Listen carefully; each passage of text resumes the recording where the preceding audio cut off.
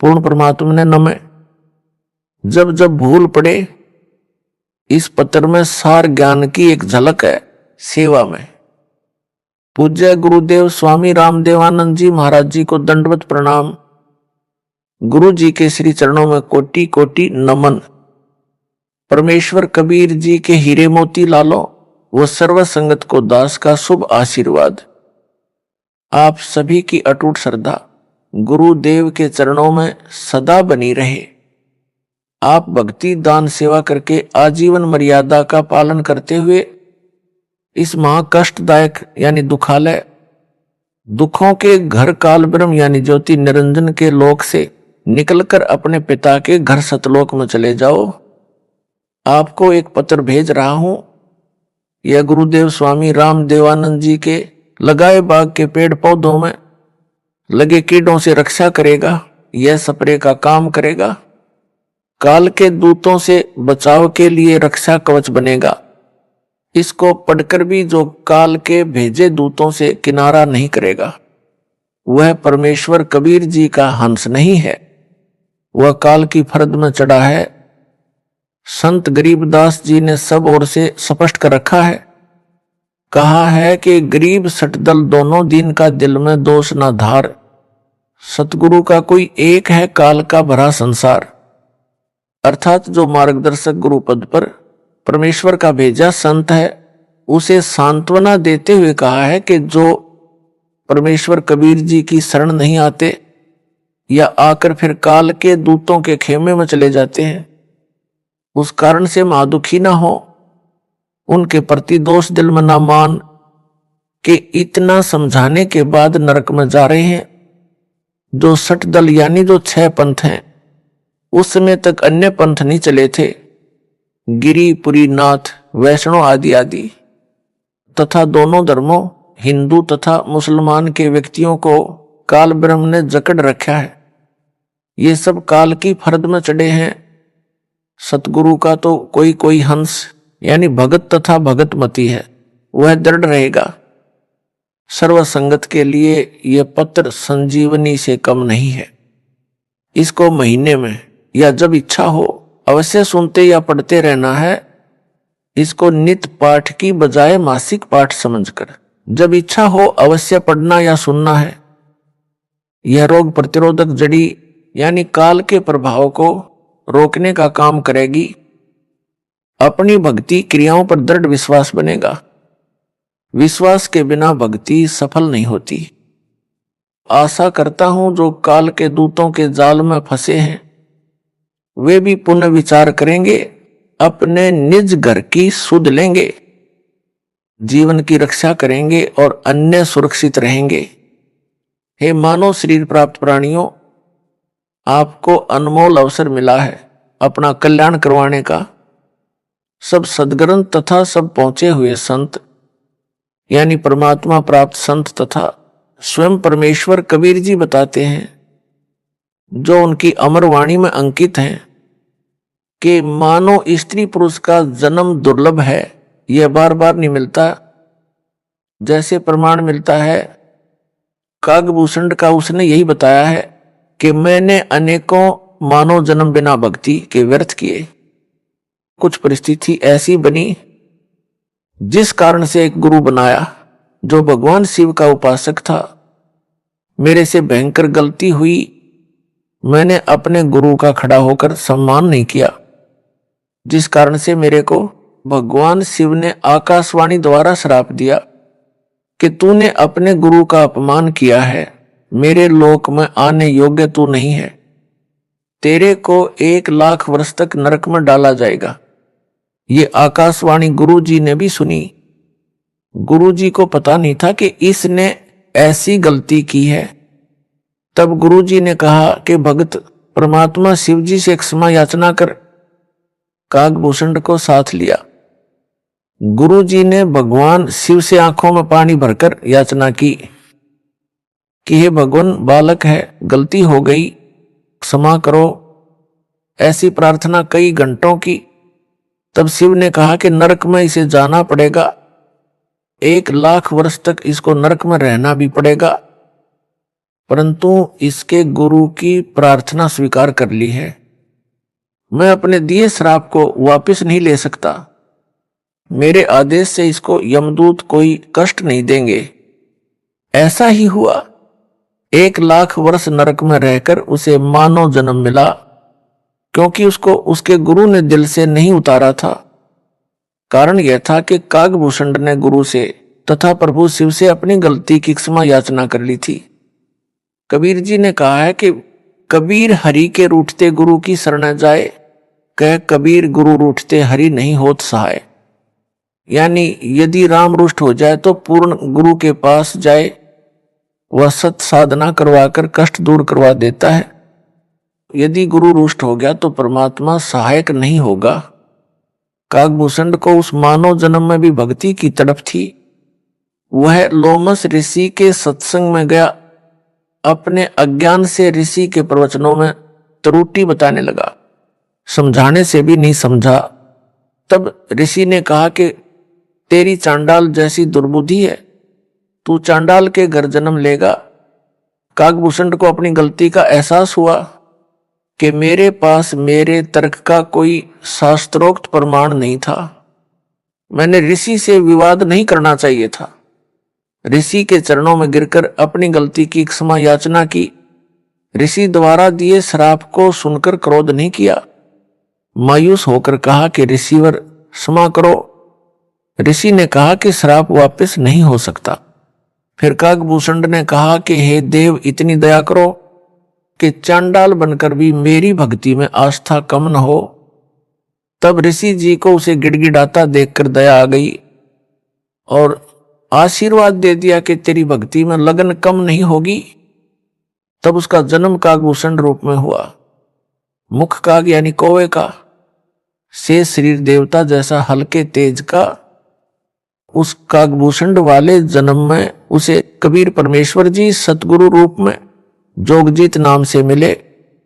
ज्ञान चर्चा हुई तब उसके जीवन की गाड़ी पटरी पर आई। अब वह उस श्रेणी में है जिनको परमेश्वर कबीर जी सतपुरुष अपनी नजर में रखते हैं। उनको जैसे तैसे भक्ति से चार्ज करते रहते हैं। कागभूषण का मोक्ष किस युग में होगा? जब वह मानव होगा तथा पूर्ण समर्पित होकर पूर्ण सतगुरु जी से दीक्षा प्राप्त करके आजीवन मर्यादा में रहकर भक्ति सेवा तथा दान करेगा। इस संजय दिल्ली ने तो गुरु जी की आज्ञा का ही उल्लंघन सीना ठोककर किया है। अपने आप गुरु बनने की कोशिश कर रहा है, आशीर्वाद देने लगा है जो इसका चित्र गवाह है, जिसमें यह मुझ दास की नकल करके अंगुली अंगूठे से सटाकर आशीर्वाद दे रहा है। यह मुद्रा कबीर जी और मेरे गुरु जी तथा दास के अतिरिक्त कहीं देखने को नहीं मिलेगी। मेरे बाद जो नकली हैं वे बकवाद करके जीवन नष्ट कर सकते हैं। बालक बहुते प्यारा माँ का, उससे बढ़कर शिष्य गुरुओं का, अर्थात माता को बच्चा बहुत प्रिय होता है। गुरु को अपना शिष्य माता से भी अधिक प्रिय होता है। जो शिष्य बार बार गलती पर गलती करता है तो भी गुरु जी का प्रयत्न यही होता है कि किसी तरह यह सुधार कर ले, अपना मानव जीवन नष्ट ना करे। इसे ज्ञान नहीं है कि मानव जीवन कितना मूल्यवान है। मेरे को ज्ञान है, ये बालक है। जब बालक बार बार समझाने से भी नहीं मानता तो गुरु जी के पास एक ही विकल्प बचता है कि उस गंदे सेब को सेबों के ढेर से निकालकर कूड़े में फेंक दे। फिर उसे सूअर खाते हैं। दास का इस पत्र को लिखने का भी यही उद्देश्य है कि संजय दिल्ली अपना जीवन नष्ट ना करे।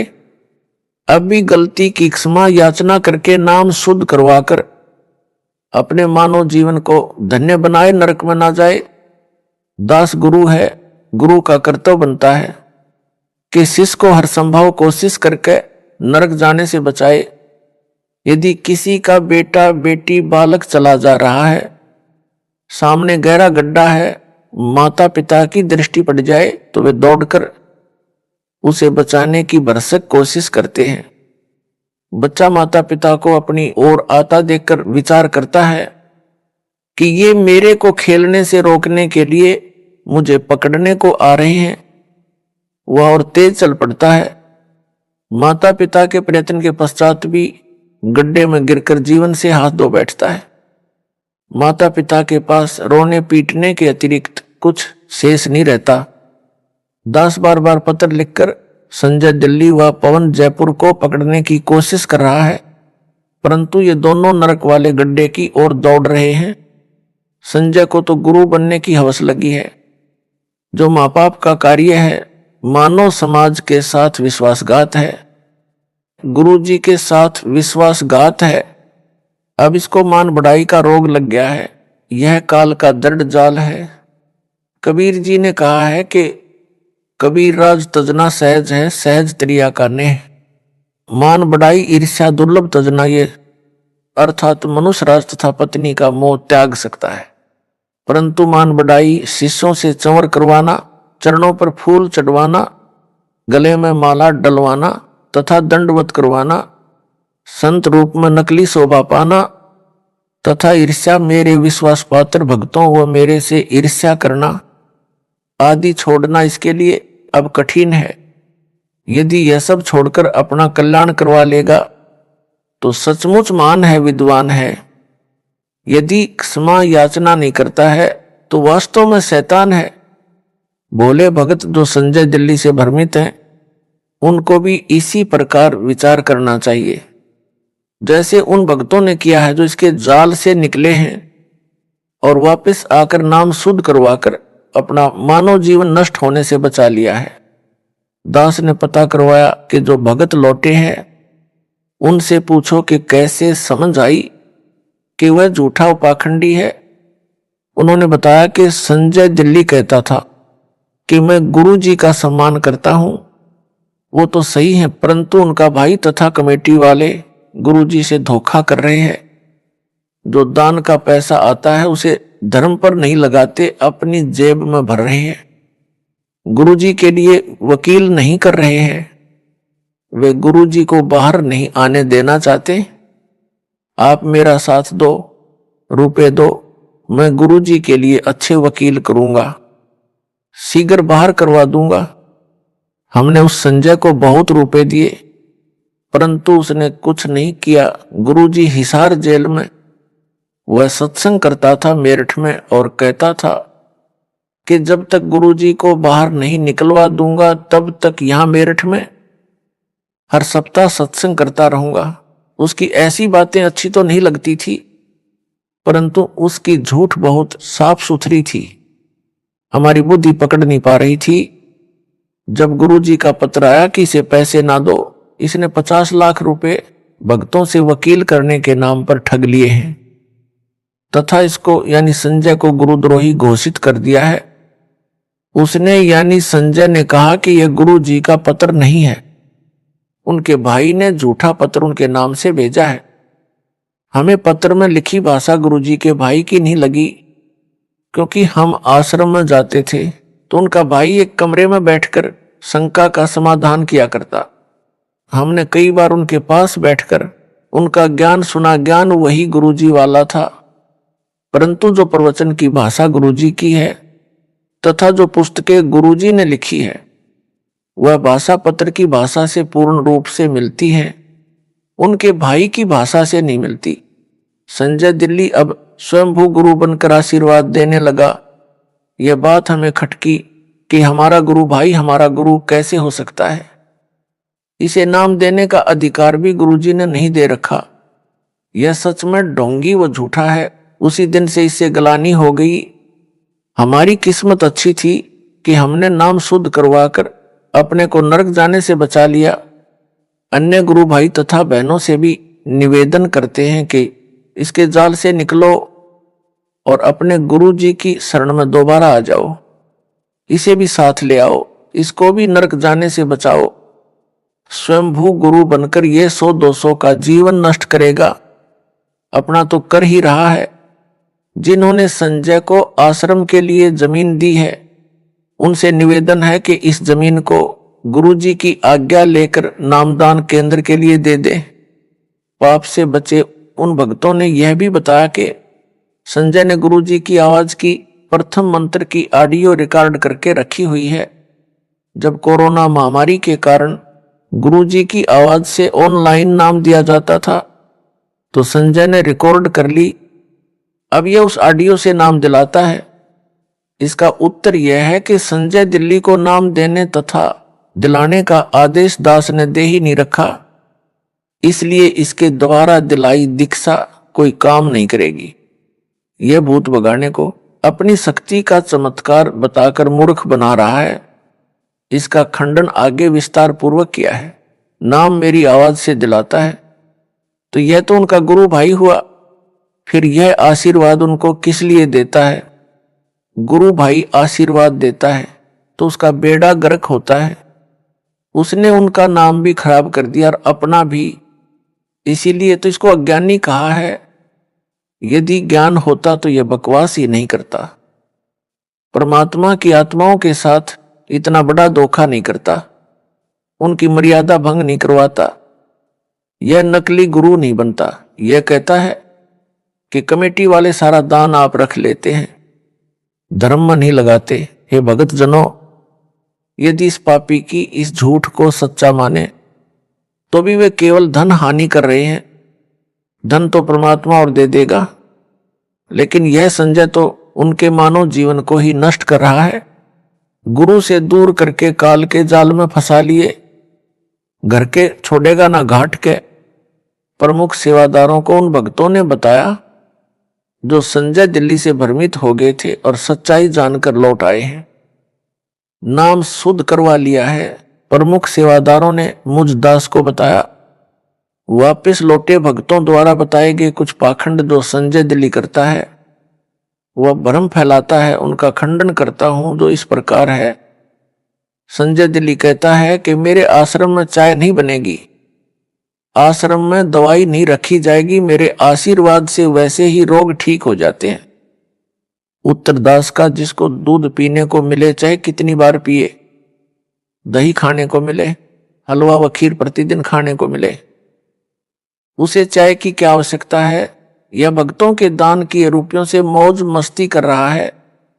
रही बात दवाई आश्रम में ना रखने की, यह कुछ दिन का ड्रामा है। एक समय ऐसा आएगा यह स्वयं दवाइयां खाएगा। एक ऐसा ही पाखंडी था, वह भी सरेआम सत्संगों में प्रवचन करते समय दावा करता था कि मैं कभी रोगी नहीं होऊंगा। यदि मैं रोगी हो जाऊं और दवाई खाऊं तो मेरे मुंह में मूत देना। उस समय आयु 30-35 वर्ष की थी। कुछ दिन पश्चात उसको रोग घेरने लगे। उसका एक डॉक्टर शिष्टा गुप्त रूप से उससे इलाज करवाता रहा। आम संगत को पता नहीं चला, उसकी झूठ कामयाब रही। जब 60 वर्ष की आयु में प्रवेश किया तो और अधिक बीमार हो गया। फिर दवाई ने भी काम नहीं किया, भुगत कर मरा। इस प्रकार की बकवाद कुछ दिन ही चलती है। जब नकली गुरु मरा तब तक उन शिष्यों की तीसरी पीढ़ी तक उस काल के दूत के जाल में फंस चुकी थी। फिर परंपरा पड़ गई, मृत्यु के पश्चात उसकी यादगार बनाई गई। फिर उस समाध यानी यादगार की पूजा शुरू हो गई। सबको नरक के भागी बनाकर मरा। संजय दिल्ली ने कुछ संगत को कुछ दिन यह कहकर बरगलाया कि गुरुजी तो सही हैं, उनका भाई तथा कमेटी के सदस्य तथा उनके आसपास जो कि सेवा में रहते थे वे गलत हैं। वे दान का सारा पैसा अपनी जेब में रख लेते हैं। गुरुजी को जेल से बाहर नहीं निकलने देना चाहते। आप संगत वाले मेरा साथ दें, रुपये दो, मैं गुरुजी को बाहर लाऊंगा। इस प्रकार की बातों से बहुत सारे अनुयायी जो नए नए तथा कुछ पुराने भी उसके बहकावे में आ गए। मेरे द्वारा नियुक्त विश्वास पात्र भक्तों को दान देना भी बंद कर दिया। उस समय वह संजय पाखंडी 50 लाख रुपये भक्तों के दान के ले गया। एक भी वकील नहीं किया आज तक। जब दास को पता चला कि संजय दिल्ली तथा पवन जयपुर ने इस प्रकार संगत को भरमा दिया है, तब सख्त कदम उठाए, संगत को संभाला। दास ने जेल जाने की लीला यह देखने के लिए की है कि मेरे सतलोक जाने के पश्चात संगत वाले इस अनमोल मिशन को कैसे चलाएंगे। अब तो दास संसार में है, जो भी त्रुटि अनुयायी करेंगे उनको समझाकर सीधे मार्ग पर ले आऊंगा। यदि कोई भगत या भगत मति समझाने के पश्चात भी सुधार नहीं करेगा तो वह हमारे काम का नहीं है, वह तो चेडू है। चेडू क्या है यह बताता हूं। दूध से दही और दही से मक्खन बनता है। मक्खन अधिक समय ठीक नहीं रहता, इसलिए उसे गर्म किया जाता है। गर्म करने के पश्चात जो लस्सी घी में होती है वह ऊपर आ जाती है, जो कई दिन घी में रहने से खराब हो जाती है। वह लस्सी नहीं कही जाती, उसे हरियाणा में चेडू कहते हैं। यानी बेकाम का पदार्थ होता है। उसको एक बर्तन में डालकर उसमें ठंडा पानी डालकर कुछ देर छोड़ दिया जाता है। यदि थोड़ा बहुत घी उसमें रह गया होता है वह जम जाता है। फिर उस जमे घी को भी निकाल लिया जाता है, क्योंकि उस घी बनाने वाली को पता होता है कि घी प्राप्त करने के लिए कितना संघर्ष करना पड़ता है। भैंस या गाय मोल लेनी, उसका चारा मोल लेना, या किसान है तो चारा घर का होता है, उसे बेचे तो धन मिलता है, वह भी घी बनाने के खर्च में ही गिना जाता है। फिर भैंस गाय की देखरेख, दूध निकालना, गर्म करना, दही बनाना, फिर मक्खन बनाना, तब मक्खन को गर्म करके शुद्ध घी तैयार किया जाता है। इसलिए घी बनाने वाली बहन, बेटी या माई घी का कण भी व्यर्थ नहीं जाने देना चाहती। उस चेडू के ठंडा होने पर जरा सा भी घी मिलता है तो उसे भी निकाल कर रख लेती है। उसको शुद्ध घी इतना प्रिय होता, घी का एक कण भी नहीं छोड़ती। फिर उस चेडू फुई को फेंक देती है।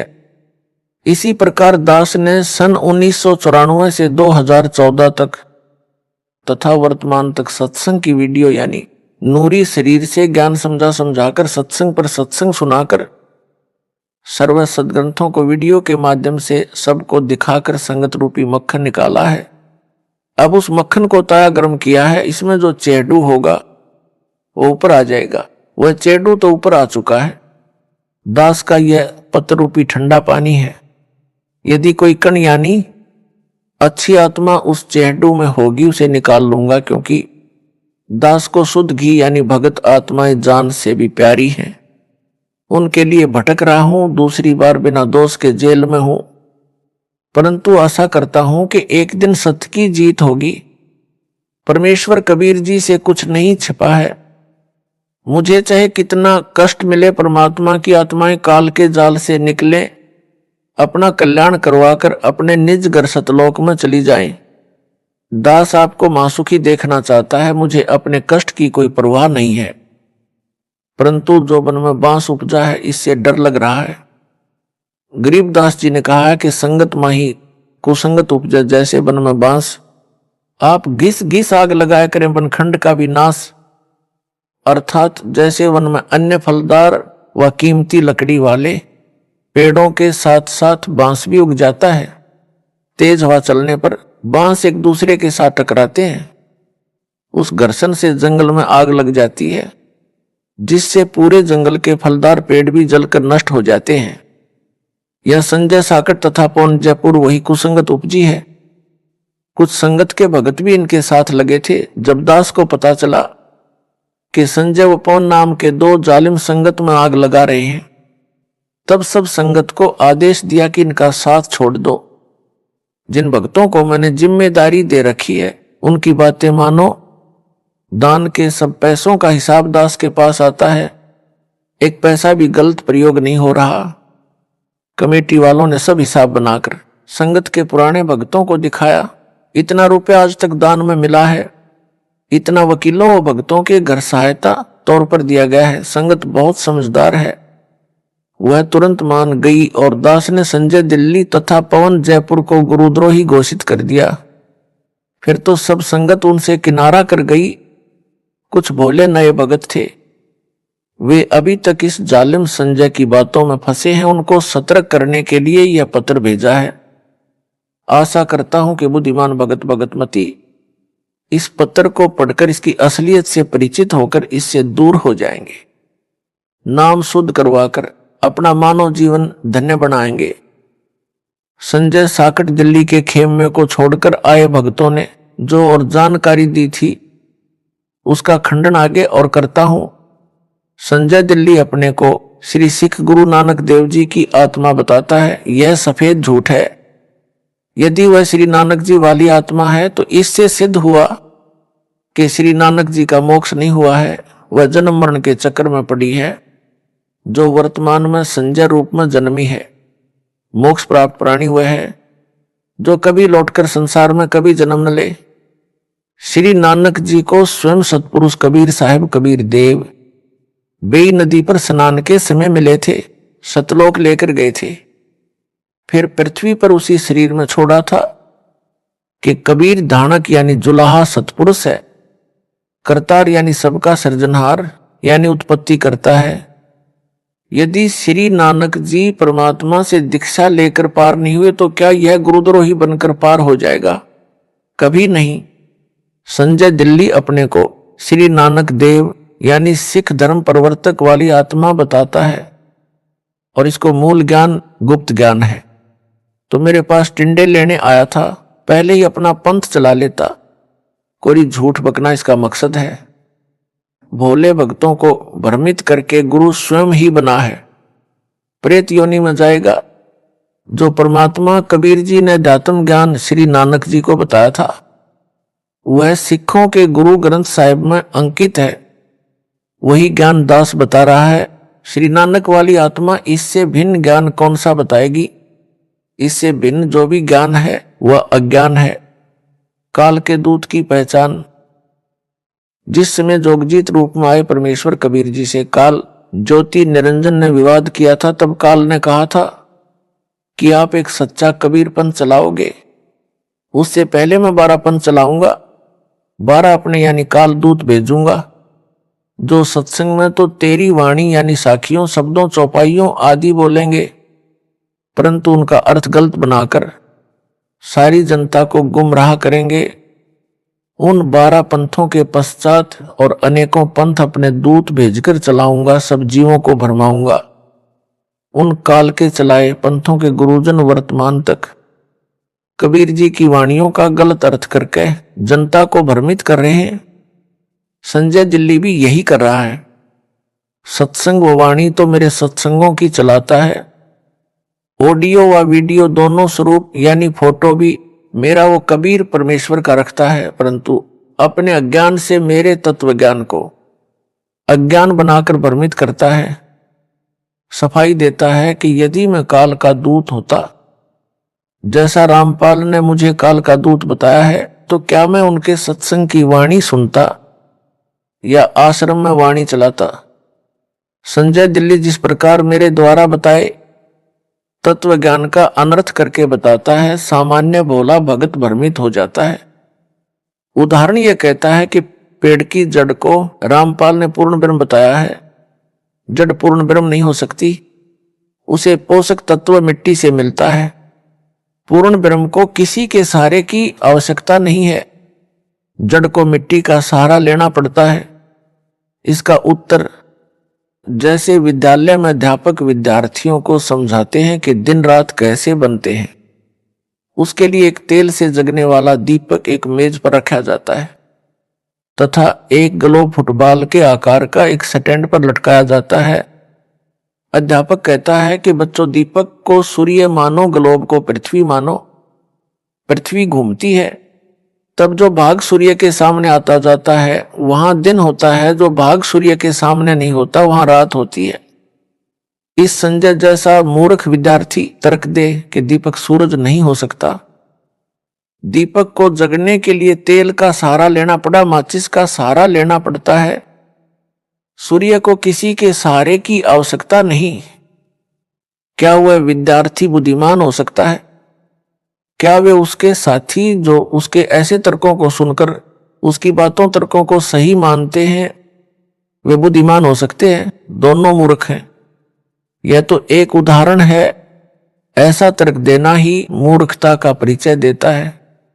ऐसे ही गीता अध्याय 15 के श्लोक नंबर 1, 4 तथा 16, 17 में वृक्ष का उदाहरण देकर सृष्टि की वह समर्थ परमेश्वर तथा सब देवताओं की स्थिति समझाई है। पाठकों इसका खंडन इसी पत्र में विस्तार पूर्वक आगे भी किया है, कृपया वहां पढ़े। आपको पता चलेगा यह कितना विद्वान है और कितनी बकवास बकता है। भक्तों को विचार करना चाहिए कि जब गुरु जी ने गुरुद्रोही घोषित कर दिया तो वह कुछ भी सफाई देता रहे, नहीं मानना चाहिए। यदि वह सच्चा सुच्चा होता तो दास उसे क्यों दिल से उतारता, क्यों उसे गुरुद्रोही घोषित करता। माली का पौधा खराब हो जाए तो उसे जड़ से उखाड़कर फेंक देता है। उसे कष्ट बहुत होता है, परंतु और कोई विकल्प नहीं बचा था। सब दवाई व खाद डाला, परंतु व्यर्थ रहा। जैसे सेब विक्रेता की टोकरी भरी सेबों में से एक सेब दागी हो जाती है तो वह उसे निकालकर कूड़े में डाल देता है। उस खराब सेब को सूअर खाते हैं। कितना पौष्टिक तथा महंगा फल यानी सेब था। सेब विक्रेता को दुख बहुत हुआ सेब खराब होने का तथा फेंकने का। यदि नहीं फेंकता तो अन्य सेबों को भी वह गंदी सेब गंदा कर देती। संजय दिल्ली के अपलक्षण हद से ज्यादा देखकर इसे संगत यानी टोकरी से निकालकर फेंका। इसने एक पवन नाम के भगत को भी खराब किया जो जयपुर का रहने वाला है। इन दोनों को टोकरी से निकालकर फेंकना पड़ा। दास को दुख तो बहुत हुआ, परंतु विवश होकर यह कदम उठाना पड़ा। कबीर गुरु के दिल से उतरे, वह नाम बिहुना होए। जाको काल घसीट ही राख सके ना कोई। मानुष जन्म पाए कर खोए, गुरु विमुखा जुग जुग रोवे। गुरु से करे कपट चतुराई, सो हंसा भाव भर में आई। गुरु से कपट शिष्य जो राख है, यमराजा के मुख दर्चाक है। संजय साकट कहता है कि रामपाल तो सतगुरु है। वह न संत है, न भगत है, न दास है। मैं दास भगत संत हूं। सारी संगत रामपाल को भगवान यानी साहेब मानती है। रामपाल सतगुरु है, भगत दास संत नहीं है। रामपाल ने 13वें पंथ के विषय में बताया है कि 13वें पंथ से सब अंधियारा हटेगा, वह संत भगत दास होगा। मैं यानी संजय ही वह संत भगत व दास हूं। रामपाल तो सतगुरु है। उदाहरण देता वाणी से, सतगुरु साहेब एक शरीरा। सतगुरु और साहेब यानी भगवान तो एक है। सारी संगत रामपाल को भगवान यानी साहेब मानती है, इसलिए साहेब और सतगुरु एक है। इसलिए रामपाल सतगुरु सिद्ध हुआ। अंधेरा तो भगत दास संत से हटेगा तथा सबका कल्याण होगा। वह मैं यानी संजय हूं। रामपाल को तो संगत भगवान यानी साहेब मानती है। फिर यह भी कहता है कि रामपाल भगवान नहीं हो सकता, इसने मां से जन्म लिया है। और यह भी कहता है रामपाल साहेब यानी भगवान है। साहिब और सतगुरु एक है, इसलिए रामपाल अज्ञान अंधेरा नहीं हटा सकता। अज्ञान अंधेरा तो दास भगत संत हटाएगा। वह मैं यानी संजय हूं, इसलिए रामपाल सतगुरु सिद्ध हुआ। इसको कहते हैं हुआ बाई बकदा, बिना सिर पैर की बातें। उस साकट से कहा जाए कि इससे आगे भी बोले, सतगुरु बिना ना लागे तीरा। पूर्ण चौपाई इस प्रकार है, सतगुरु साहेब एक शरीरा, सतगुरु बिना ना लागे तीरा।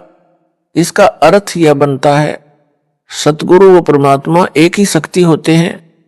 सतगुरु के बिना न लागे तीरा का अर्थ है कि भवसागर के दूसरे तीर यानी किनारे नहीं जा सकता, यानी संसार से पार नहीं हो सकता। यदि वह मुझ दास को सतगुरु बताता है तो वाणी ही स्पष्ट कर रही है कि जीव का मोक्ष भी सतगुरु यानी रामपाल के बिना नहीं हो सकता। साकट संजय दिल्ली वाला फेल हुआ, यह उआ बाई बकता है। संजय गुरुद्रोही कहता है कि जो असुर निकंदन रमैणी में संत गरीबदास जी ने कहा है कि सतगुरु दिल्ली मंडल ऐसी, वह मेरे यानी संजय के लिए कहा, क्योंकि मैं दिल्ली से आया हूं, इसलिए 13वां पंथ मैं ही चलाऊंगा। सब अंधेरा हटाऊंगा, सबका कल्याण करूंगा। विवेचन संजय दिल्ली तो अपने को संत दास तथा भगत कहता है और सतगुरु रामपाल को यानी मेरे को कहता है। इससे भी सिद्ध हुआ कि असुर निकंदन रमैणी में संजय के लिए नहीं कहा है, क्योंकि वह तो अपने आप को दास भगत बताता है। सतगुरु मुझे दास को बताता है। वाणी में तो वह सतगुरु कहा है जो दिल्ली मंडल में आएगा। साहिब तख्त कबीर खवासा, दिल्ली मंडल लीजय बासा। सतगुरु दिल्ली मंडल ऐसी, सूती धरणी सोम जगाएसी। अर्थात कबीर साहिब सतपुरुष के तख्त सिंहासन के पास रहने वाला, उनके सतलोक दरबार का खवास नौकर यानी दास दिल्ली मंडल दिल्ली के आसपास निवास करेगा यानी जन्म लेगा। रमैणी में दिल्ली नगर नहीं कहा है। साकट गुरुद्रोही संजय तो दिल्ली नगर में जन्मा है। वाणी में दिल्ली मंडल, मंडल का अर्थ है दिल्ली नगर के आसपास का कुछ क्षेत्र कहा है। जैसे वर्तमान में एनसीआर बनाया है, यह सब दिल्ली मंडल है, दिल्ली अलग राज्य है। वाणी में फिर कहा है कि वही सतलोक में कबीर साहब का खवास यानी दास यानी नौकर दिल्ली मंडल में सतगुरु बनकर आएगा और सोम यानी कंजूस लोगों को तत्व ज्ञान से जगाएगा, भक्ति दान सेवा करवाएगा। असुर निकंदन रमैणी की वाणी में तो स्पष्ट कहा है कि सतगुरु से जीव का कल्याण होगा। साकट संजय दिल्ली गुरुद्रोही का तर्क कुतर्क यानी गलत विवेचन सिद्ध हुआ। इसको वाणी का अर्थ भी ठीक से नहीं करना आता, अनर्थ करके बताता है। काल का दूत यही करता है, यह स्पष्ट काल का दूत है। यह अपने को तत्वदर्शी संत बताता है, कहता है कि मेरे अतिरिक्त किसी को भी गुप्त ज्ञान मूल ज्ञान नहीं है, सब अज्ञानी है। इसने तो दास को भी अज्ञानी बताया है, क्योंकि वो कहता है कि मेरे अतिरिक्त किसी को तत्वज्ञान यानी मूल ज्ञान नहीं है। इससे तो यही स्पष्ट कर रहा है कि मैं संजय गुरुद्रोही ही तत्वदर्शी हूं। यदि वह दास द्वारा बताए यथार्थ अध्यात्म ज्ञान यानी तत्व ज्ञान से भिन्न ज्ञान रखता है तो उसकी पुस्तक बनाए या कोई वीडियो बनाकर इंटरनेट पर डाले, तब मेरी संगत का छोटा सा बालक भी उसके अज्ञान का पर्दाफाश कर देगा। यह संजय दिल्ली गुरुद्रोही प्रथम नाम मंत्र वही जाप करने को देता है या मेरी आवाज से प्रथम मंत्र दीक्षा दिलाता है जो दास ने इसको दीक्षा में दिए थे, तथा जो भी सतनाम यानी 2 अक्षर का इसको दिया है, इसको ना सार नाम दिया है, ना सार शब्द प्राप्त करवाया है। अब यह गुरुद्रोही इन दोनों नामों प्रथम मंत्र तथा सतनाम से भी खाली हो गया है। वाणी में कबीर परमेश्वर ने कहा है कि गुरु के दिल से उतरे वह शब्द बिहुना होए, वाकु काल घसीट ही राख सके ना कोय। अर्थात जो शिष्य पूर्ण गुरु यानी सतगुरु के दिल से उतर जाता है यानी गुरु जी द्वारा गुरुद्रोही घोषित कर दिया है, उसका नाम कनेक्शन कट जाता है, वह शब्द यानी नाम रहित खाली हो जाता है, उसको काल घसीट ले जाता है, उसे कोई नहीं बचा सकता। इस संजय दिल्ली साकट गुरुद्रोही को काल घसीट कर ले जा चुका है। काल इसमें प्रेतवत प्रवेश है, जैसे ऋषियों में प्रवेश करके अधूरा सूक्ष्म वेद लिखाकर उसके 4 भाग श्री वेद व्यास ऋषि द्वारा करवा दिए। सब जनता ने इन्हीं वेदों को पूर्ण अध्यात्म ज्ञान मान रखा था। दास का ज्ञान योग मेरे गुरुदेव जी की कृपा से परमेश्वर कबीर जी ने खोलकर सर्वग्रंथों का सार निकलवाया है। सूक्ष्म वेद यानी तत्व ज्ञान जो स्वयं कबीर परमेश्वर जी ने प्रत्येक युग में प्रकट होकर सतलोक से चलकर आकर बताया था, उसे सब ग्रंथों से भी प्रमाणित किया है। इससे हटकर जो कोई भी ज्ञान बताएगा वह अज्ञान होगा। कबीर जी ने कहा है कि 9 मन सूत उलझिया ऋषि रहे जखमार, सतगुरु ऐसा सुलझा दे उलझे ना दूजी बार। अर्थात कबीर परमेश्वर जी ने कहा है कि अध्यात्म ज्ञान रूपी 9 मन यानी 360 किलोग्राम सूत कच्चा धागा जो चरखे से काता जाता था, जो कपास से बनता था, उलझा हुआ है।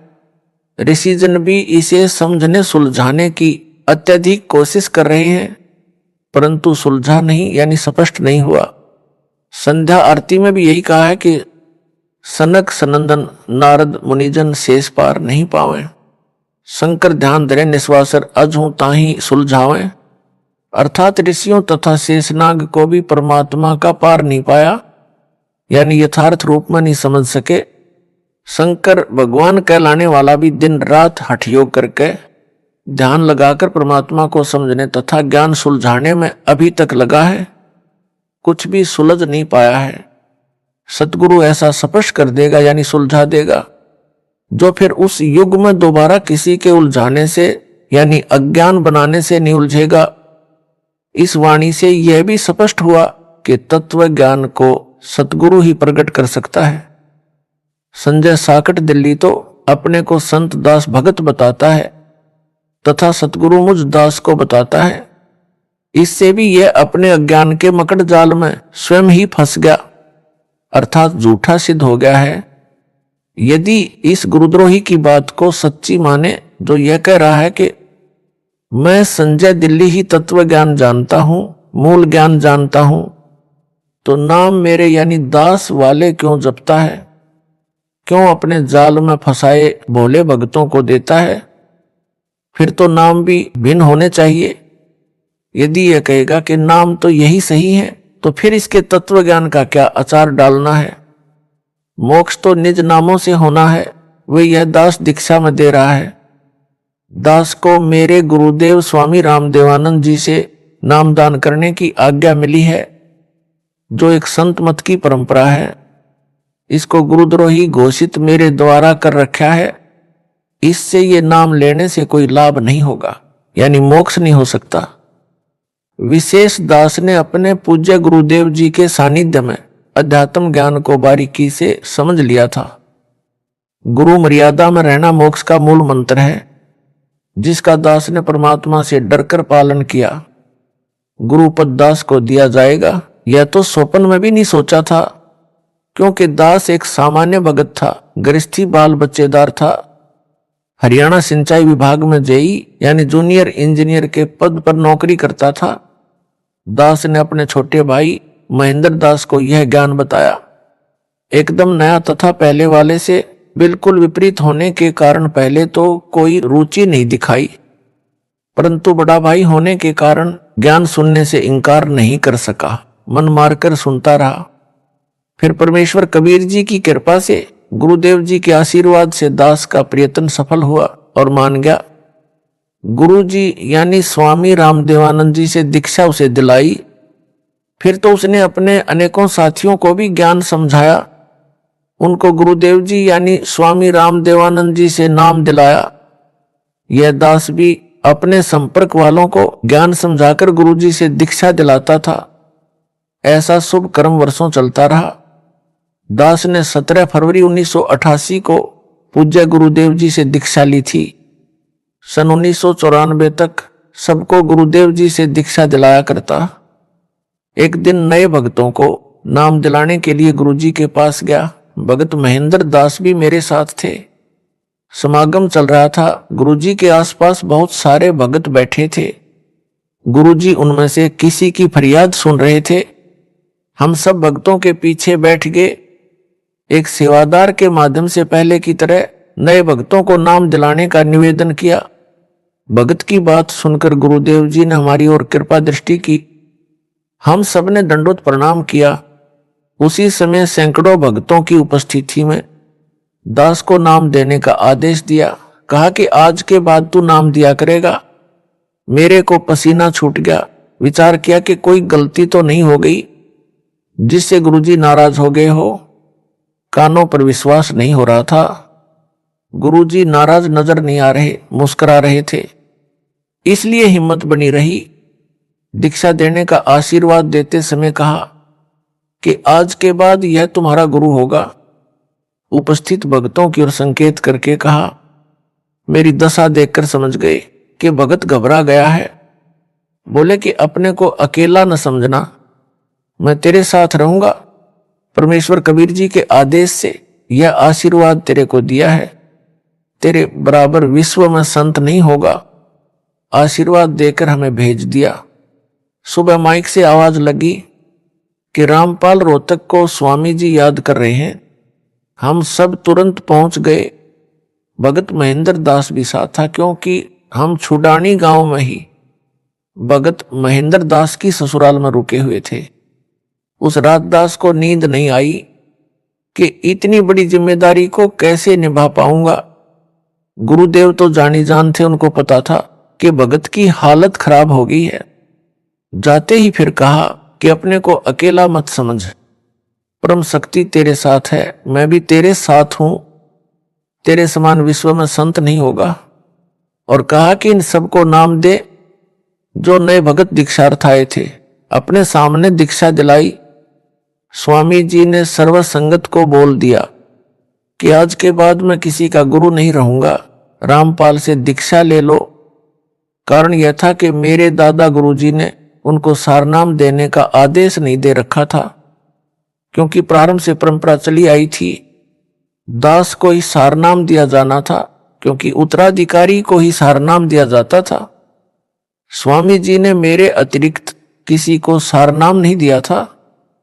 मेरे को आगे सारनाम देने का परमेश्वर कबीर जी का आदेश स्वामी जी को मिलने के बाद ही दिया था। कहा था कि पूरी परीक्षा करके ही सारनाम अनुयायियों को देना, तेरे को परमात्मा कबीर जी का भी संकेत आएगा, तब तक सारनाम ना देना। यह सब निर्देश बाद में दास को अकेले को तलवंडी बाई जिला फिरोजपुर पंजाब में आश्रम में दिया था। जब दास अकेला ही उनसे मिलने पहुंचा था, स्वामी रामदेवानंद जी गुरु महाराज जी का वचन फला है जो आज आपके सामने है। विश्व में ज्ञान छा गया है। जो स्वयंभू गुरु बने हैं उनको अध्यात्म का खा का भी ज्ञान नहीं। कितना भार सिर पर लिए हैं। यह संपूर्ण अध्यात्म ज्ञान का टोटा है। जो नकली गुरुओं का जीवन नष्ट करता है, उसके चेलों चेलियों का भी तर्क गुरु के अनुयायियों की जिम्मेदारी गुरु पर होती है, गुरु के सिर पर भार होता है। जब कबीर परमेश्वर जी ने देखा था कि 64 लाख अनुयायी पटरी से उतर गए थे, गुरु की आज्ञा को भी अनदेखा करने लगे थे, वे सारनाम योग्य नहीं थे, तो अपने सिर से भार उतारने के लिए लीला की थी। काशी नगर की प्रसिद्ध गणिका को हाथी पर बैठाकर बोतल में गंगाजल भरकर लोग उसे शराब मान रहे थे, पीने लगे। शराबी जैसी हरकत करते हुए गणिका के गले में बांह डालकर मुख्य बाजार में घूमने लगे थे। यह दृश्य देखकर 64 लाख गुरु विमुख हो गए थे, गुरुद्रोही नहीं हुए थे। उन सब का भार परमात्मा ने अपने सिर से उतारा। संत गरीबदास जी ने कहा है कि गरीब भड़वा भड़वा सब कहें, कोई ना जाने खोज, दास गरीब कबीर करम बांटत सिर का बोझ। अर्थात काशी के लोग तो निंदा करने लगे, कह रहे थे कि यह तो भड़वा यानी बेशरम हो गया, सरेआम बुरे कर्म करने लगा है। सब शिष्यों ने वह साधना त्याग दी, पहले वाली करने लगे जैसे राबी ने त्यागी थी। कबीर जी भारमुक्त हुए। इसी प्रकार पूज्य गुरुदेव स्वामी जी ने यह कहकर सिर का भार उतार दिया कि आज के बाद मैं किसी का गुरु नहीं रहूंगा। पहले वाले भी रामपाल से नाम ले लो, परंतु दुर्भाग्य है उन पहले वालों का अधिकतर ने दास से दीक्षा नहीं ली। जो नए थे हमने नाम गुरुजी से दिलाया था, उन्होंने दास से दीक्षा ली। परमेश्वर कबीर जी ने अपने परम शिष्य गरीबदास जी को काल के साथ आंख में चोली खेलने की भविष्य की सब रणनीति बता दी थी। संत गरीबदास जी ने अपने एक शिष्य शीतलदास को सारनाम जाप को दिया था। उसे समझा दिया था कि केवल परम शिष्य को सारनाम देना है, वह केवल अपने उत्तराधिकारी को सारनाम देते रहेंगे। अगला निर्देश मेरा यानी कबीर जी का आएगा, उसके बाद संगत को देना प्रारंभ करना है। उसी आदेश के अनुसार यह सारनाम गुप्त रखा था। 1 मार्च सन 1997 को दास को परमेश्वर कबीर जी मिले। सारनाम देने का सही समय बताकर सारनाम देने का आदेश दे गए। दास से पहले मेरी गुरु प्रणाली के संतों को छोड़कर किसी कबीर पंथी या गरीबदास पंथी को सारनाम तो दूर है, सतनाम का भी ज्ञान नहीं था। सार शब्द तो अभी तक रहस्य में रखा है। सारनाम भी लंबी परीक्षा के बाद दिया जाता है। जो काल के दूत होते हैं वे पहचाने जाते हैं। जैसे यह संजय सारनाम मिलने से पहले ही पिछन गया कि यह काल का दूत है। गुरु बनना खाला जी का घर नहीं है। गुरु जी के आदेश के पश्चात नाम देने से तथा सारनाम देने से शिष्यों का भार नहीं रहता। जो केवल सतनाम या प्रथम नाम के पश्चात मृत्यु को प्राप्त हो जाते हैं, गुरुद्रोही नहीं होते हैं, तो उनको वर्तमान में तुरंत मानव जन्म मिलेगा, पूरी दीक्षा मिलेगी, वे मोक्ष प्राप्त करेंगे। 1000 वर्ष तक यह वीडियो से दीक्षा दी जाती रहेगी। अब किसी का भार दास पर नहीं रहेगा। जो स्वामी जी के शिष्य थे वे भक्ति से चार्ज किए गए थे। प्रथम मंत्री अधिकतर को दिया करते थे, किसी किसी को सतनाम देते थे। दास को प्रथम और द्वितीय नाम एक साथ दिया था, सारनाम एक हफ्ता बाद दिया था। उस समय दास को उपरोक्त योजना की जानकारी दी और बताया कि ये जितने पहले वाले शिष्य हैं ये तो केवल भौतिक सुख ही मांगते हैं, वो इनको संपत्ति यानी संतान दे रखा है, केवल तू ही एक ऐसा मिला जिसने मोक्ष मांगा। दास ने कहा कि दीन दयाल, भौतिक सुख यानी संतान नौकरी आपने पहले ही दे रखा था, आपके ज्ञान के पश्चात इसकी इच्छा भी नहीं रहती, इसलिए एक मोक्ष की ही भीख दास आपसे मांगता है। गुरु जी मुस्कुराए और आशीर्वाद दिया। यह परमेश्वर कबीर जी की प्रीप्लान पूर्व निर्धारित योजना थी। समझा है तो सिर धर पाऊं, बहुर नहीं रे ऐसा दाव। 17 फरवरी 1970 से 17 मई 1995 तक 18 वर्ष नौकरी करके त्याग पत्र देकर सतगुरु जी के आदेश का पालन करने के लिए छोटी सी नौकरी त्याग दी, जो एकमात्र निर्वाह का साधन था। 2 बच्चों लड़के तथा लड़की का विवाह सन 1994 में किया था। 2 बच्चे, एक लड़की एक लड़का छोटे थे, पढ़ रहे थे। राम हवाले छोड़कर सतगुरु जी के चरणों में समर्पित हो गया, मुड़कर घर नहीं गया। परमेश्वर के हंसों तथा हंसनियों यानी भक्तों भगतमतियों को सच्चे परमात्मा का सच्चा ज्ञान देकर सच्ची भक्ति बताई। सतगुरु जी के आशीर्वाद से दास का त्याग रंग लाया। बच्चे भी परमेश्वर ने पाले व पढ़ाए, दास को अपनी नौकरी दी, दास का कल्याण किया, सतलोक का निवासी बना दिया। विश्व में इस ज्ञान का कोई सानी नहीं। सब ग्रंथों का सार निकालकर भगत समाज के समक्ष रख दिया। असंख्यों वर्षों का उलझा ज्ञान सुलझ गया। जिनको मोक्ष चाहिए आओ और अपना जन्म सफल बनाओ। गरीब ज्यों बच्चा गऊ की नजर में, यूं साईं को संत, भक्तों के पीछे फिरे भगत वत्सल भगवंत। यह कहावत दास के ऊपर चित्रार्थ हुई। दास ने भक्तों के सहयोग से गांव-गांव नगर-नगर में जाकर सत्य ज्ञान सत्य साधना की अलख जगाई। गुरुदेव के आशीर्वाद ने सब कार्य किया। सन 1996 में किसी भगत के रिश्तेदार ने एक गज यानी 85 वर्ग गज में बनी एक कमरा, बरेंडा, रसोई, बाथरूम तथा लैट्रिन, कुछ आंगन वाली छोटी सी कुटिया कुछ समय के लिए प्रयोग करने के लिए दी। यह कुटिया उसने स्वयं खरीदकर अपने पाखंडी गुरु को बनाकर दे रखी थी, जो बाद में धोखेबाज निकला।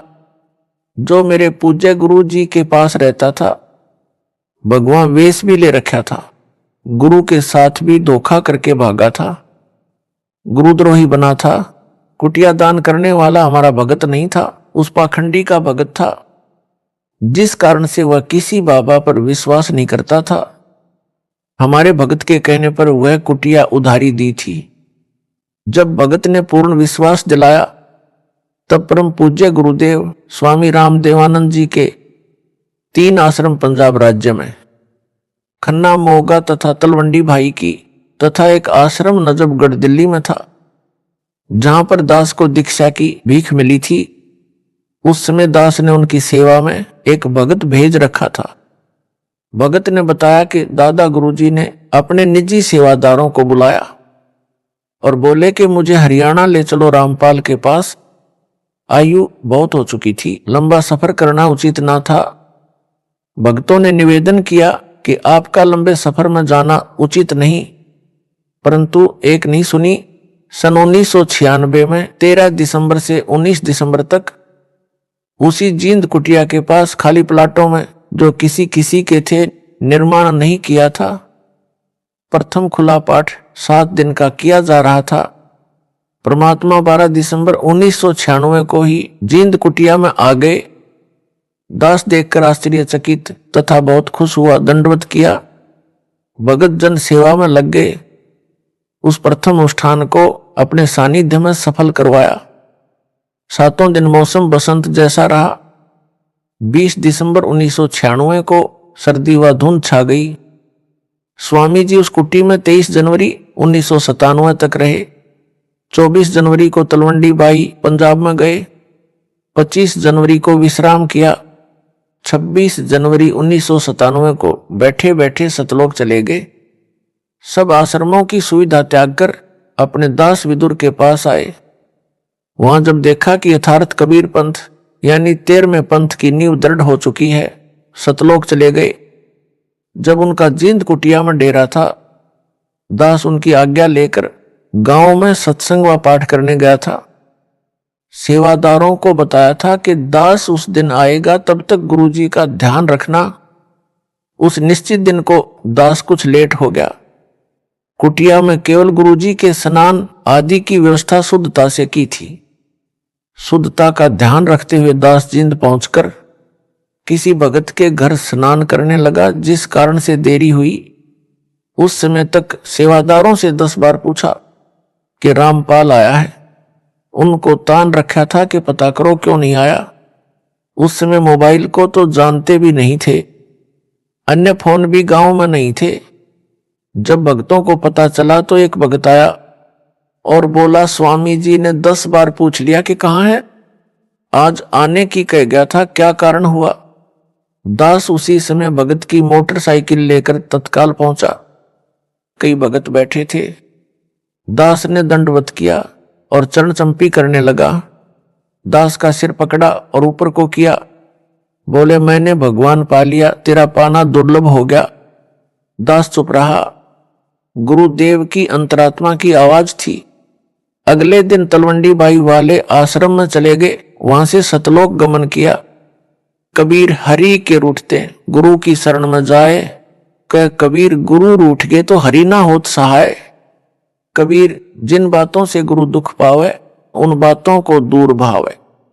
गरीब इन बातां क्या पाइए, राजी कर सतगुरु रूठे नू। अर्थात गुरु को प्रसन्न रखो, मोक्ष होगा। बकवादों से कुछ नहीं मिलना। यह संजय दिल्ली गुरुद्रोही दावा करता है कि यहां मेरे आश्रम में भूत माफी मांगते हैं। भूतों को यहां बुलाया जाता है। बहुतों की प्रेत बाधा दूर हो रही है। यह क्या छोटी बात है? क्या मेरे में शक्ति नहीं है? इसका उत्तर इस प्रकार है। आपको राबी के विषय में ज्ञान है कि उसने सतगुरु देव जी से दीक्षा लेकर 4 वर्ष साधना की थी। फिर किसी मजबूरी के कारण वह साधना त्यागनी पड़ गई। परंतु ऐसी परिस्थिति में भक्ति मार्ग त्यागना गुरुद्रोही की श्रेणी में नहीं आता, गुरु विमुख वाली श्रेणी में आता है। उस 4 वर्ष की मर्यादित साधना से उस देवी में इतनी भक्ति की शक्ति हो गई थी कि उसके लिए मक्का वाला मंदिर उड़कर विमान की तरह लेने चला आया और उस भगत आत्मा को लेकर यथास्थान पर स्थापित हो गया। परंतु मोक्ष से बहुत दूर रही। मोक्ष कई जन्मों में कष्ट भोगकर पुनः सतगुरु शरण में आने से ही हुआ। यह संजय साकट भी 3-4 वर्ष मर्यादा में रहा। अब यह गुरुद्रोही हो चुका है। इससे मोक्ष सौ कोस दूर हो गया है। उस मर्यादित साधना से मिली भक्ति ज्यादा नहीं टिकेगी, सीधा नरक में जाएगा। यह है सार ज्ञान। यदि इसे समझ होती तो इतनी बड़ी गलती नहीं करता। अब नाम देने का अधिकार इसको यानी संजय दिल्ली को दास ने यानी इसके भूतपूर्व गुरु ने नहीं दे रखा। वह सार नाम इसको प्राप्त नहीं। दावा करता है भूत निकालने का, भूतों को बुलाने का। भूत प्रेत निकालने व डालने वाले तो इस जैसे भारत में लाखों अड्डे हैं। इसने उस गांव को भूतगाह यानी प्रेतों का स्थान बना दिया। जैसे राजस्थान प्रांत में गांव मेहंदीपुर में बालाजी भूतगाह बना है, वहां केवल भूतों को निकालने डालने का काम है। अनगिनत जनता वहां जाती है। किसी का मोक्ष नहीं होना, क्योंकि मोक्ष तो सतगुरु से दीक्षा लेकर आजीवन मर्यादा में रहकर भक्ति सेवा दान करके प्राप्त होता है। गुरु भी पूर्ण हो। मेहंदीपुर में बालाजी का धाम कैसे बना? मेहंदीपुर राजस्थान प्रांत में एक सच्चा सुच्चा इंसान था। आयु लगभग 30 वर्ष हो चुकी थी। परमात्मा की भक्ति करता था। किसी कारण से विवाह नहीं करवाया था। जहां भी परमात्मा की कथा सत्संग चर्चा होती पहुंच जाता। सब कहते हैं कि गुरु बिन मोक्ष नहीं। उसने भी गुरु बनाया। गुरु रामायण का पाठ व कथा किया करता था। कोई भी पाठ करना होता है तो देसी गाय भैंस के घी की ज्योति जलाई जाती है जो हवन का काम करती है। उसने एक श्री राम का मंदिर भी बनवा रखा था। उसमें रामचंद्र, सीता व लक्ष्मण तथा हनुमान की मूर्तियां पत्थर की स्थापित कर रखी थी। उन मूर्तियों के सामने अखंड ज्योति जलती थी। किसी में प्रेत बाधा होती तो उस मंदिर यानी आश्रम में जग रही ज्योति को वह हनुमान की मूर्ति तथा श्री राम, लक्ष्मण, सीता की मूर्ति को देखकर चिल्लाने लग जाती, बाबा छोड़ दे, कभी नहीं आऊंगा। कुछ देर में वह प्रेत बाधा वाला व्यक्ति स्त्री या पुरुष शांत हो जाता। यह सब मेहंदीपुर वाला भगत भी देखता था। वह भी जो कोई प्रेत बाधा वाला उसके संपर्क में आता उसे गुरु धाम में ले जाता और भूत निकलवाता। एक बार गुरुजी बीमार पड़ गए, इलाज के लिए दूर शहर में चले गए। वहां लगभग 6 महीने रहना पड़ा। उसकी मौत हो गई। मेहंदीपुर वाला भगत अपने घर पर केवल हनुमान जी की पत्थर की मूर्ति को, जो उसे बारिश के मौसम में एक ऊंचे स्थान पर मिट्टी कटकर बह जाने पर दिखाई दी थी, वहां मिली थी, जो बहुत अच्छी यानी साफ नहीं बनी थी, परंतु लगती थी कि हनुमान जी की है। उसे हनुमान जी की कृपा से मिली मानकर उठा लाया। उस मूर्ति को एक स्थान पर स्थापित करके अखंड ज्योति लगाता था। 3 समय हनुमान का पाठ करता था जो गुरु ने बता रखा था। अब जो प्रेत बाधा वाले गुरु के पास जाते थे या नए जो मेहंदीपुर वाले के पास जाते थे, जिनको वह गुरु के पास ले जाया करता उसके पास आए, उनको भगत ने बताया कि गुरुजी तो इलाज के लिए बाहर गए हैं, पता नहीं कब स्वस्थ होकर आएंगे। इतने में वे सब उसके घर पर हनुमान जी की मूर्ति के सामने जग रही ज्योति के सामने चिल्लाने लगे। उसी प्रकार कहने लगे कि छोड़ दे बाबा, कभी नहीं आऊंगा या आऊंगी। 6 महीनों में उस भगत के आसपास प्रसिद्धि हो गई। जो गुरु के पास जाते या नए सब मेहंदीपुर जाने लगे, प्रेत बाधा ठीक होने लगी। उस भोले भगत को भ्रम हो गया कि तेरे में भी गुरु जैसी शक्ति आ गई है। वह महंत बन गया। उस भगत में प्रेत प्रवेश हुआ। नई नई प्रेरणा करने लगा। सतपकवानी बनानी चाहिए, 7 प्रकार की मिठाई मंगानी चाहिए, अधिक ज्योति जलानी चाहिए, आदि आदि। उस भगत ने 7 प्रकार का भोजन, हलवा, खीर, पूरी, कचौड़ी, पकौड़ी आदि आदि बनवानी शुरू कर दी। 7 प्रकार की मिठाई मंगवानी शुरू कर दी। प्रेत के सताए धनी व्यक्तियों ने उसमें खूब धन लुटाया। उस भगत ने एक हनुमान मंदिर बनाया जो वर्तमान में बहुत बड़ा बनाया गया है। भूत क्या करते हैं? भूत अन्य के शरीर में प्रवेश करके मिठाई व खाने का आनंद लेते हैं। उनका सूक्ष्म शरीर होता है। जो मानव शरीर प्राप्त है उनका जीव भी मूल रूप में सूक्ष्म शरीर में रहता है। स्थूल शरीर उसे भक्ति, सेवा, दान करके मोक्ष प्राप्ति के लिए मिलता है। जो पूर्ण गुरु से दीक्षा लेकर भक्ति नहीं कर पाते, उनसे स्थूल मानव शरीर छीन लिया जाता है। उनमें से कुछ तो प्रेत बन जाते हैं। उस जीव का जो प्रेत बन गया है उसका मन वही स्थूल शरीर वाला आनंद चाहता है जो उसे स्थूल शरीर में मिल सकता है। जिस कारण से ये प्रेत किसी किसी में प्रवेश करके वह आनंद लेते हैं। जो व्यक्ति शराब पीते हैं, छोड़ नहीं पाते, उनमें कोई शराबी मरकर भूत बनकर प्रवेश है। वह चाहकर भी शराब नहीं छोड़ पाता।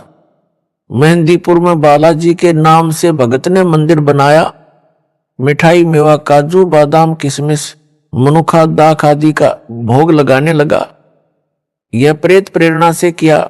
जो प्रेत बाधा वाला मेहंदीपुर जाने लगा उसका भूत तुरंत निकल जाता और उस गांव यानी मेहंदीपुर के व्यक्ति जो शाम को आरती में आते हैं उनमें प्रवेश कर जाता है और वहां परमानेंट डेरा बना लेता है। प्रतिदिन भिन्न भिन्न प्रकार की मिठाई खाता है। इस प्रकार मेहंदीपुर बालाजी का धाम भूतगा बन गया, यानी भूतों की छावनी बन गया। मोक्ष ना तो उस भगत का हुआ ना वहां जाने वालों का होगा। एक दिन वह गांव जिसमें संजय दिल्ली ने भूत धाम बनाया है, उस गांव के व्यक्ति जो इसके आश्रम में आरती में जाते हैं तथा वहां का 56 प्रकार का भोग खाते हैं, उनमें बाहर से आए लोगों के भूत प्रवेश करने लग जाएंगे तथा भूतों का केंद्र बन जाएगा। प्रेत यानी भूत पहले मानव ही थे, उनका स्वभाव दिमाग उसी तरह काम करता है। जब वे देखते हैं कि यहाँ पर क्या क्या सुविधाएं हैं, उसी अनुसार निर्णय लेते हैं। जो प्रेत बाधा वाला स्त्री पुरुष उस संजय दिल्ली वाले के आश्रम में आता है, प्रेत देखता है कि वहां प्रतिदिन हलवा खीर खाने को मिलते हैं, 56 प्रकार के भोग भी हैं। वे उस व्यक्ति से निकलकर वहीं डेरा जमा लेते हैं। जो वहां आरती में या वैसे आश्रम में आएंगे, उनमें प्रवेश कर जाएंगे। आरती में आने वाले कभी आश्रम नहीं आना चाहेंगे तो भी उनके अंदर प्रवेश प्रेत अंदर प्रेरणा करके लाएंगे। आने वालों की संख्या भी काल प्रेरणा से प्रेत बढ़ाएंगे। इस प्रकार यह आश्रम मानव पतन का केंद्र बन जाएगा। मेरे यानी रामपाल दास के आश्रम में केवल समागम में ही हलवा खीर बनाई जाती है, बाद में सामान्य भोजन बनता है। उसी से परमात्मा का भोग प्रसाद निकाला जाता है। प्रेत देख लेते हैं कि यहां पर बाद में कुछ नहीं मिलना, वे प्रेत बाधा वाले से निकलकर भाग जाते हैं, क्योंकि यहां उनकी पिटाई परमात्मा करते हैं। प्रेत बहुत चतुर हो जाते हैं। संजय जैसे पाखंडी के पास जाकर जानबूझकर दिखावा करते हैं, छोड़ दो कभी नहीं आऊंगा, बस शांत हो जाते हैं। उस प्रबंधक को भ्रम हो जाता है कि मेरी शक्ति से प्रेत नाक रगड़ रहे हैं, प्रेत बाधा ठीक हो रही है। विचार करें, संजय दिल्ली को भी अन्य भक्तों व भगतमतियों वाले मंत्र जाप को दिए, जो प्रथम व द्वितीय नाम में दिए जाते हैं। इसमें अलग से शक्ति कहां से आ गई? इस आश्रम से पहले इसने कितने भूत निकाले थे, कितनों को लाभ दिया था, पूछो पाखंडी से। अब काल इसको नचा रहा है, जीवों को इसके जाल में फंसा रहा है। इसका तथा इसके सहयोगियों व प्रसाद खाने वालों को अपने चक्रव्यूह में फंसा रहा है। यह है सार ज्ञान, जो समझ सके तो समझ लो। हरियाणा के भगत ने बताया कि मेरे 2 चाचा छोटी आयु में मरकर प्रेत बने थे। वे मेरे भाई की पत्नी में प्रवेश करके बताते थे कि घर में झगड़ा हम करवाते हैं, शराब पीने की प्रेरणा हम करते हैं, शहर में मिठाई खाने हम ले जाते हैं। फिर उसने दास से दीक्षा ली, तब उनका पीछा छोड़ा। मोक्ष ना संजय दिल्ली गुरुद्रोही का होगा, ना उसके संपर्क में आने वाले भक्तों व भगतमतियों का होगा। सब भूत बनेंगे, नरक में गिरेंगे। एक बड़ा अधिकारी था, वह राम व हनुमान का परम भगत था। मेहंदीपुर बालाजी की वर्तमान में बड़ी ख्याति है। उसने बताया कि मेरे घर में बहुत सुख था, परंतु हनुमान जी का परम भगत होने के कारण एक बार प्रबल प्रेरणा बनी कि मेहंदीपुर धाम में मत्था टेक कर आए। अपनी गाड़ी ली, पूरा परिवार बैठाया और पहुंच गया। उस धाम को देखकर बहुत खुशी हुई। वहां अनेकों चमत्कार देखे। कोई व्यक्ति जिसमें प्रेत प्रवेश था, बहुत बड़ा पत्थर उठाए खड़ा था। किसी को 3-4 सेवादार पकड़ रहे थे, उन सबको दूर पटक देता था, आदि आदि। घर पर आने के पश्चात मेरी पत्नी भी वही लीला करने लगी। चारपाई उठाकर फेंक दी। गेहूं का 50 किलोग्राम का कट्टा रखा था, उसे उठाकर खड़ी हो गई। वह 20 किलो वजन नहीं उठा सकती थी।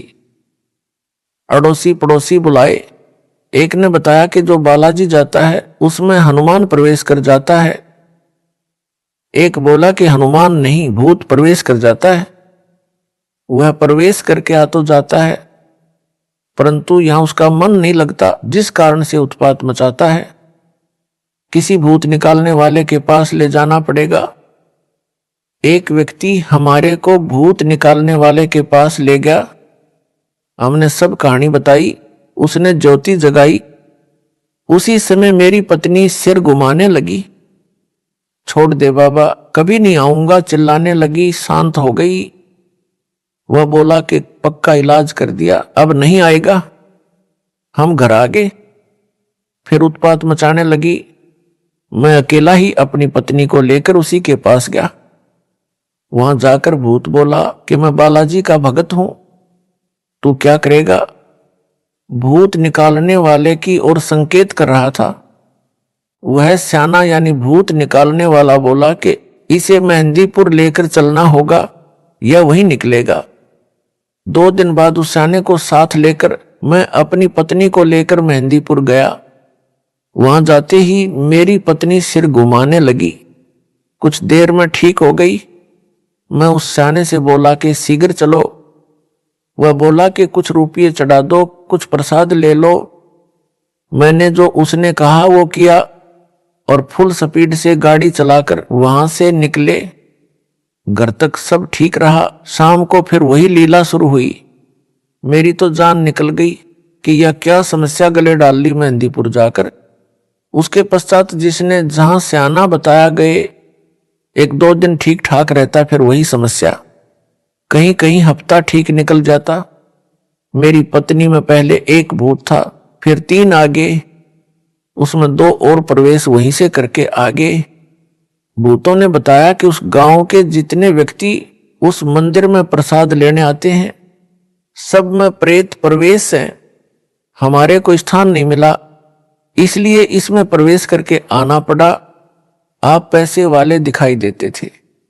सोचा था कि यहां कुछ तो अच्छा खाने को मिलेगा।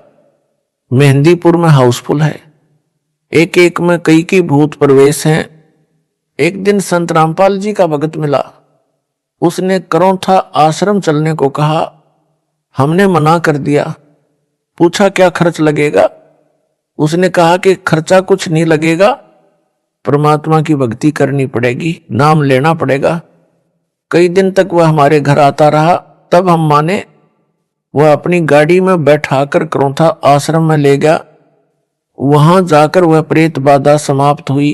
अब ज्ञान हो गया कि आम के आम गुठलियों के दाम यहीं पर हैं। मोक्ष भी होगा, 3 ताप भी कटेंगे। कबीर एक साधे सब सदे, सब साधे सब जाए, माली सींचे मूल को, फूले फले घाए। अर्थात जैसे माली यानी बागबानी का विशेषज्ञ पौधे के मूल तवज की सिंचाई करता है, एक जड़ की सिंचाई करने से सब सद है, तनाडार शाखाएं विकसित होती हैं, पौधा पेड़ बनकर फूल व फलों से लदपद हो जाता है, घने सारे फल खाने को मिलते हैं। यदि अज्ञानी व्यक्ति पौधे की शाखाओं को जमीन में गाड़ कर, ज्ञानी व्यक्ति ने पौधे की जड़ को गाड़ा होता है, उन सबको साधे यानी सिंचाई करे तो सब नष्ट हो जाएगा। इसी प्रकार एक मुझ दास से दीक्षा लेकर 3 ताप का कष्ट भी समाप्त होगा। यानी प्रेत बाधा, पितृ बाधा जो 3 ताप में से एक हैं, तथा मर्यादा में रहकर भक्ति, दान व सेवा करने से सतलोक अमरधाम भी प्राप्त होगा, यानी पूर्ण मोक्ष भी होगा। अपराधी के अपराध करने में संयोगी भी पाप के भागी होते हैं। संजय दिल्ली ने अपने गुरु दास की निंदा की। मेरे भोले भक्तों को भ्रमित करके मेरे से दूर किया, गुरुद्रोही बन गया। यह इसका पहला अपराध है। इससे बड़ा अपराध भक्ति मार्ग में नहीं है। आप तो नरक जाएगा ही। अनेकों भक्तों के भी नाम खंडित करवा दिए, जो काल ज्योति निरंजन के जाल में फिर फंस गए। जो वापस आ जाएंगे, नाम शुद्ध करवा लेंगे, वे तो बच जाएंगे। अन्य तो इसको दान देकर इसके पाप में सहयोग कर रहे हैं, वे भी इसी के समान परमात्मा कबीर जी के अपराधी हैं। जिन्होंने इस गुरुद्रोही संजय दिल्ली को भूतों का धाम बनाने के लिए जमीन दान की है, वे इसी के समान परमात्मा कबीर जी के दोषी हैं। भगत चाहे प्रथम नाम प्राप्त है, चाहे सतनाम प्राप्त है, उसको सर्वप्रथम नियम बताए जाते हैं। लिखित में प्रिंटेड कॉपी नियमों की तथा भक्ति बोध दी जाती है, जिनमें यह भी बताया गया है कि कबीर गुरु बिन माला फेरते, गुरु बिन देते दान, गुरु बिन दोनों निष्फल हैं, चाहे पूछो वेद पुराण। अर्थात गुरु धारण किए बिना नाम जाप व दान करना व्यर्थ है। कबीर गुरु बिन दान पुण्य जो करही, मिथ्या होए कब हूं न फल ही। गुरु बिन प्रेत जन्म सब पावे, वर्ष सहंस गर्भ सो रहावे। गुरु के मिले कटे दुख पापा, जन्म जन्म के मिटे संतापा। गुरु बिन होम यानी ज्योति यज्ञ नहीं कीजिए, गुरु की आज्ञा माही रहीजे। गुरु को तजय भजय जो आना, ता पशुआ का फोकट ज्ञाना। गुरु से बैर करे शिष जोई, भजन नाश अरु बहुत बिगोई। गुरु के चरण सदा चित दीजय, जीवन जन्म सफल कर लीजय। गुरु से कपट शिष जो राखे, यमराजा के मुगदर चख है।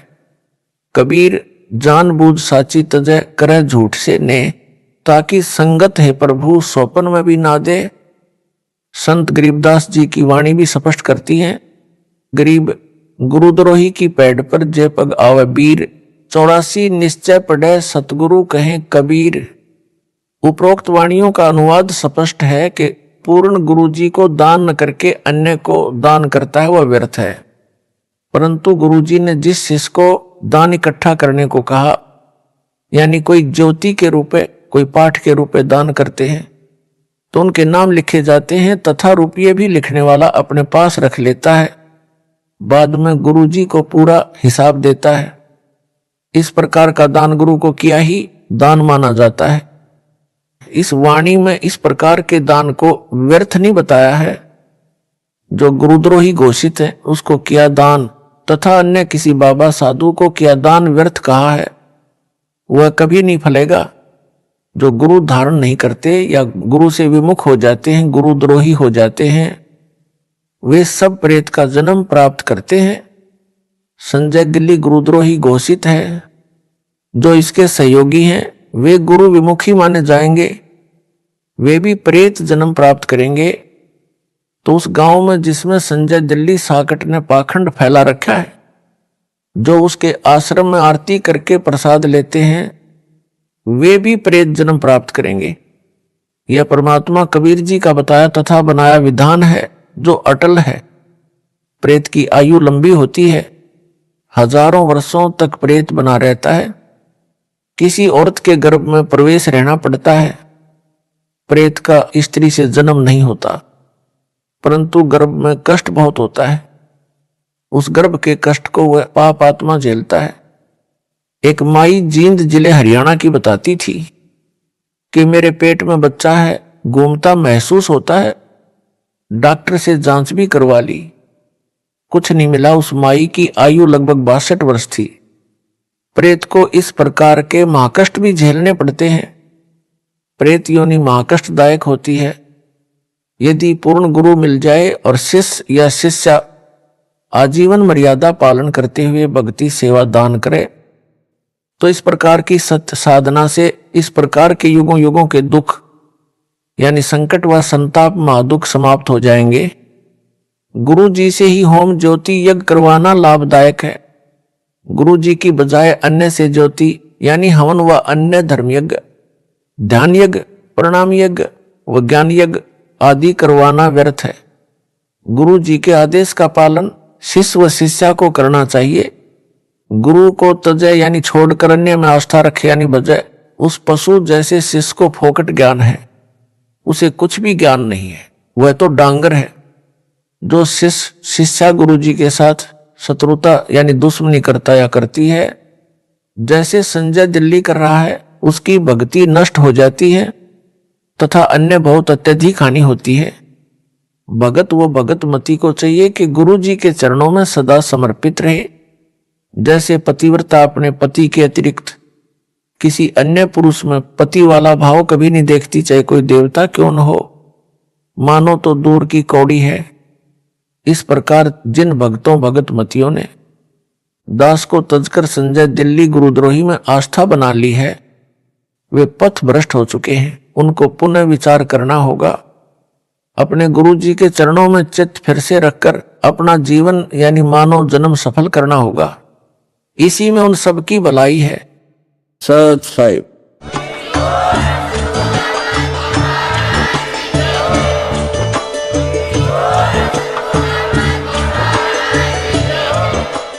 सत साहिब।